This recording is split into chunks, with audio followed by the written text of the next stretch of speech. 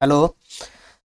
नमस्कार साथियों, SK competition classes में आपका स्वागत है। आज 10 जनवरी है और एसएससी जीडी का फर्स्ट शिफ्ट का एग्ज़ाम हो गया है। उस शिफ्ट में जो भी हिंदी और जीएस के क्वेश्चंस आए हैं, सारे टोटल क्वेश्चंस हम यहाँ पे देखेंगे इस क्लास में।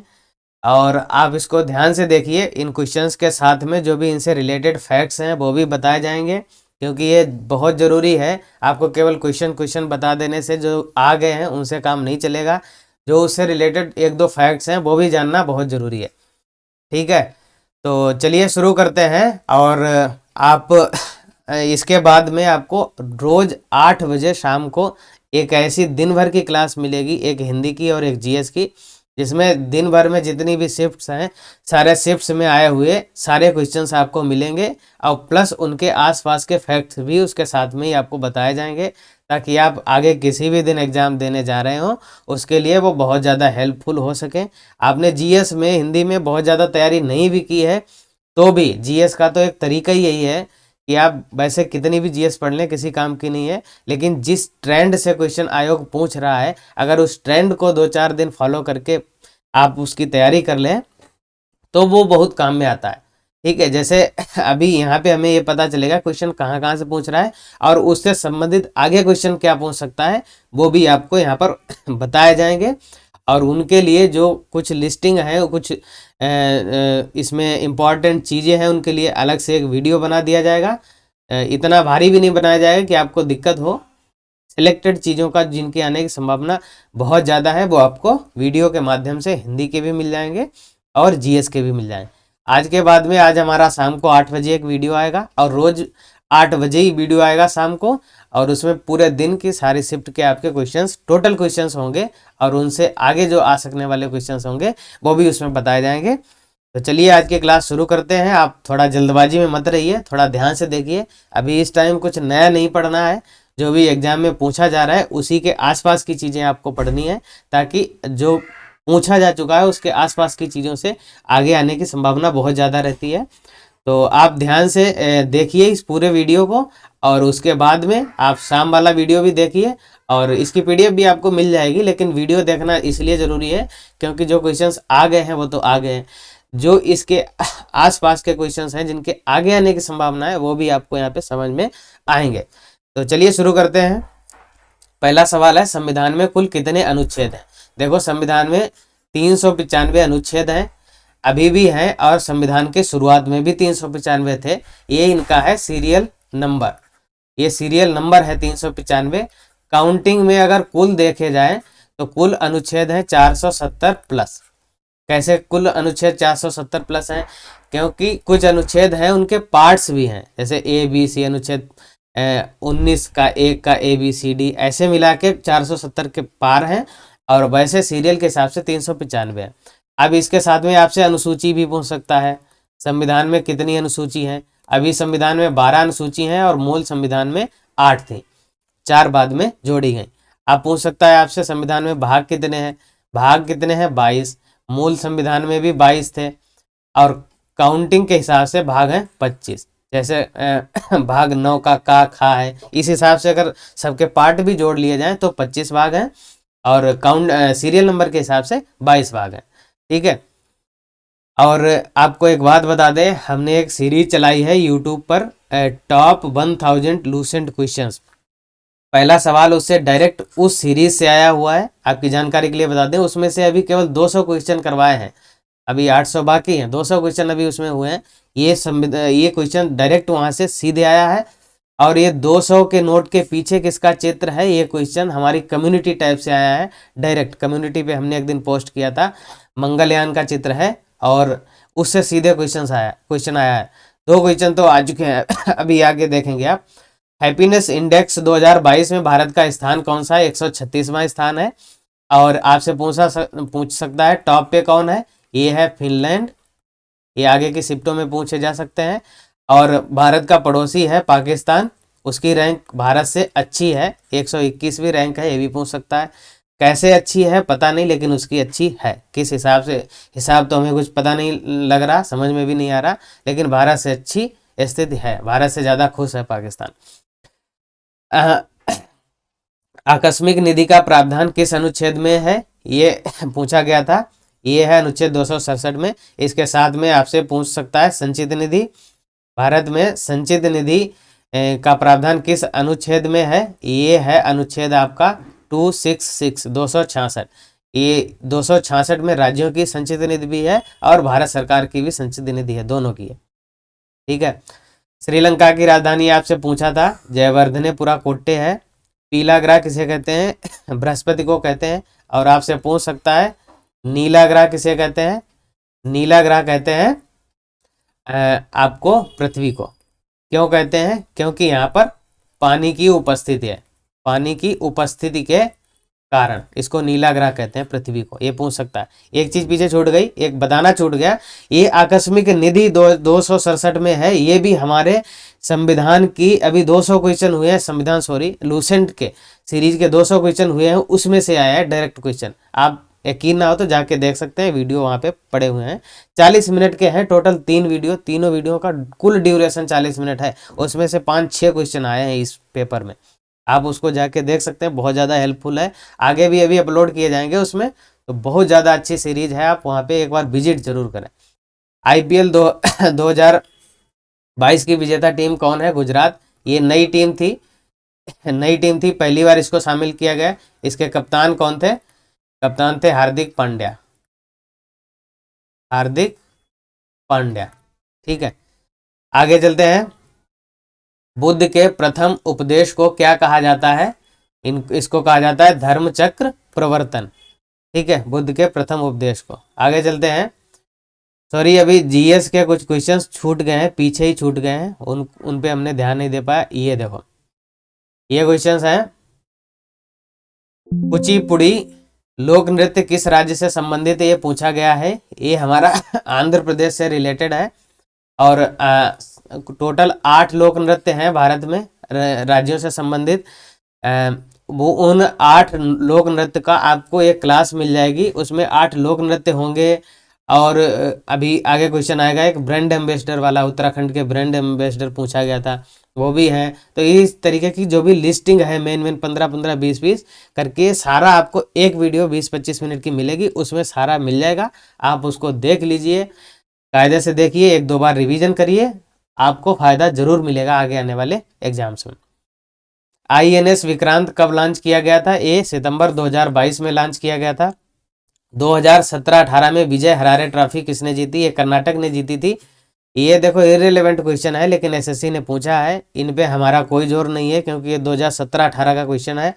और इसको हम ना इतिहास में गिन सकते हैं ना स्पोर्ट्स में गिन सकते हैं, क्योंकि ऐसे अगर स्पोर्ट्स में गिनेंगे तो पता नहीं कितना होगा, हम पढ़ नहीं पाएंगे। और ना ये करंट का क्वेश्चन है, तो ऐसे एक आध क्वेश्चन तो आपको इग्नोर करने पड़ेंगे, क्योंकि इनके पीछे भागेंगे तो हम बाकी छोड़ देंगे। ठीक है, आगे चलते हैं। उत्तराखंड का ब्रांड एम्बेसडर कौन है? ऋषभ पंत हैं। ऐसे ही जो मेन स्टेट्स हैं उनके ब्रांड एम्बेसडर आपको मिलेंगे, जिन जिन के ब्रांड एम्बेसडर हैं, और जो कंपनियां हैं उनकी भी आपको लिस्ट मिल जाएगी, जो मेन है, जो आ सकते हैं। ठीक है, राष्ट्रीय आपातकाल के दौरान कौन से मूल अधिकार निलंबित नहीं हो सकते? अनुच्छेद 20 और अनुच्छेद 21। अनुच्छेद 20 में क्या है कि किसी भी व्यक्ति को जो जिस पे आरोप लगाया गया है उसको स्वयं अपने ही विरुद्ध गवाही देने के लिए बाध्य नहीं किया जा सकता, ये अनुच्छेद 20 में कहा गया है। अनुच्छेद 21 में कहा गया है प्राण एवं दैहिक स्वतंत्रता, किसी भी व्यक्ति को अपनी दैहिक स्वतंत्रता से, प्राण से वंचित नहीं किया जा सकता है किसी भी हालत में, चाहे राष्ट्रीय आपातकाल हो चाहे कुछ भी हो। ठीक है, बात आपको ध्यान रखनी है। अनुच्छेद 20 और 21 कभी निलंबित नहीं होते। आपको पता होगा राष्ट्रीय आपातकाल अनुच्छेद 352 के तहत लगाया जाता है, और जैसे ही राष्ट्रीय आपातकाल भारत में लगता है वैसे ही अनुच्छेद 19 के तहत जो भी मूल अधिकार हैं, जितनी भी स्वतंत्रताएं हैं आपकी, वो ऑटोमेटिक निलंबित हो जाती हैं। उनके लिए किसी आदेश की जरूरत नहीं होती। जैसे ही राष्ट्रीय आपातकाल लगेगा अनुच्छेद 19 निलंबित हो जाएगा। अनुच्छेद 19 के अलावा अगर कोई भी मूल अधिकार निलंबित करना है तो उसके लिए एक आदेश निकालना पड़ता है, और वो आदेश कौन निकालता है? राष्ट्रपति। ये भी पूछ सकता है, नहीं तो ऑप्शन में दे देगा संसद या प्रधानमंत्री, कुछ भी दे देगा। तो वो आदेश कौन निकालेगा? राष्ट्रपति। और उस आदेश में मेंशन होगा, प्रॉपर मेंशन होगा कि कौन कौन से मूल अधिकार आपके निलंबित किए जा रहे हैं, उन्हीं को निलंबित किया जाएगा और बाकी नहीं। ऐसा नहीं कि सारे मूल अधिकार निलंबित हो जाएंगे, जितने मूल अधिकार उस आदेश में वर्णित होंगे वही निलंबित होंगे। और अनुच्छेद 20 और 21 को किसी भी हाल में कभी भी निलंबित नहीं किया जा सकता है। ठीक है, अब एक क्वेश्चन और पूछ सकता है, अनुच्छेद 356 में क्या है? ये राष्ट्रपति शासन की बात है। और अनुच्छेद 360 में क्या है? ये आपका वित्तीय आपात का प्रावधान है। ये अभी तक कभी नहीं लगा, ये भी कई बार क्वेश्चन पूछा गया है, पूछ सकता है। वित्तीय आपातकाल भारत में आज तक कभी नहीं लगा, राष्ट्रपति शासन राज्यों में लगता है, बहुत बार लग चुका है। और 352 में क्या है? राष्ट्रीय आपातकाल। ठीक है, इतनी बातें ध्यान रखनी है आपको। आगे चलते हैं, सरहुल उत्सव कहाँ मनाया जाता है? ये एक शाम को जो वीडियो मिलेगा आपको, उसमें ये जितनी चीजें सर उत्सव हैं, त्योहार हैं, जितने हैं, अब वो आपको एक ही वीडियो में सारा मिल जाएगा जीएस का। ये झारखंड में मनाया जाता है। यूक्रेन की राजधानी क्या है? कीव है। हाँ, भारत की पहले चुनाव आयुक्त, यहाँ पर भारत छूट गया है। भारत के पहले चुनाव आयुक्त कौन थे? सुकुमार सेन। ठीक है, ये भी आपको याद रखना। इसके साथ साथ में आपसे और भी पूछ सकता है, भारत के पहले प्रधानमंत्री कौन थे, लोकसभा अध्यक्ष कौन थे, पहले राष्ट्रपति कौन थे। तो ये भी उस शाम को वीडियो जो मिलेगा उसमें इन सब चीजों का जिक्र भी होगा। पहली नियमित जनगणना कब हुई थी? ये हुई थी 1881 में। इस समय वायसराय कौन था? ये थे लॉर्ड रिपन। ठीक, और नियमित जनगणना थी ये। और वैसे पहली 1881 के बाद में 10-10 साल में जनगणना होने लगी थी। वैसे एकदम पहली 1872 में जनगणना हुई थी। इस समय कौन थे वायसराय? Lord Mayo. ये लॉर्ड मेयो थे। ठीक है, अगर पूछा जाए सबसे पहली जनगणना किसके काल में हुई? लॉर्ड मेयो के काल में। सबसे पहली नियमित जनगणना किसके काल में हुई? तो लॉर्ड रिपन के काल में। कब हुई? 1881 में। कलिंग युद्ध किसके शासन काल में हुआ था? ये अशोक के शासन काल में हुआ था, 261 BC में। महाराष्ट्र में काला घोड़ा उत्सव कब मनाया जाता है? ये मनाया जाता फरवरी में मनाया जाता है, ये प्रथम शनिवार को। ठीक है, ये फरवरी माह के प्रथम शनिवार को मनाया जाता है। समर्थ योजना किस मंत्रालय की है? कपड़ा मंत्रालय की योजना है। इतनी योजनाएं जो भी हैं, शाम वाले वीडियो में ये भी मिलेंगी आपको कि कौन कौन सी योजना किस किस मंत्रालय की है और किससे संबंधित है, ये भी आपको जानकारी दे दी जाएगी। अगर आप वो एक वीडियो देख लेते हैं तो उसमें आपको आगे बहुत ज़्यादा चांसेस हैं 3-4 क्वेश्चंस आपको एक्स्ट्रा फंस जाएं, क्योंकि जीएस में करने का एक ही तरीका। वैसे जीएस आप पढ़ नहीं सकते इतनी ज़्यादा, ये कर चुके हैं हम, ये भी कर चुके हैं। अब आ गया हिंदी का नंबर। हिंदी में क्या पूछा गया था? हिंदी का एक पैसेज पूछा गया था। पैसेज में 5 क्वेश्चन थे, बहुत आसान थे। पैसेज यहाँ पे बताया भी नहीं जा सकता क्योंकि याद नहीं रहता लोगों को, और वैसे भी इसको पढ़ने की जरूरत भी नहीं है, तो आप देख के उसको पढ़ के आसानी से इसके आंसर लगा देंगे। विलोम शब्द भी बहुत आसान थे। विलोम शब्द कुछ हमारे पास हैं, वो हम देखेंगे। पर्यायवाची मॉडरेट लेवल के थोड़े थे, बहुत ज़्यादा आसान नहीं थे, वो भी हम देखेंगे अभी। सिक्का टालना मुहावरे का अर्थ क्या है? इसका अर्थ होता है प्रभाव जमाना। जंगम का विलोम शब्द क्या है? स्थावर। ये इंपॉर्टेंट विलोम शब्द और पर्यायवाची हिंदी वाले वीडियो में इनकी लिस्ट आपको दे दी जाएगी, ताकि आप उनसे देख के एक बार रिवीजन कर लें। द्रौपदी का पर्यायवाची होता है पांचाली। पूर्वी का विलोम होता है पाश्चात्य। और प्रवृत्ति का विलोम होता है निवृत्ति। और जिसका पति विदेश से आ गया हो उसको कहते हैं आगत पति का, और जिसका पति विदेश चला गया हो उसको कहते हैं प्रेषित पति का।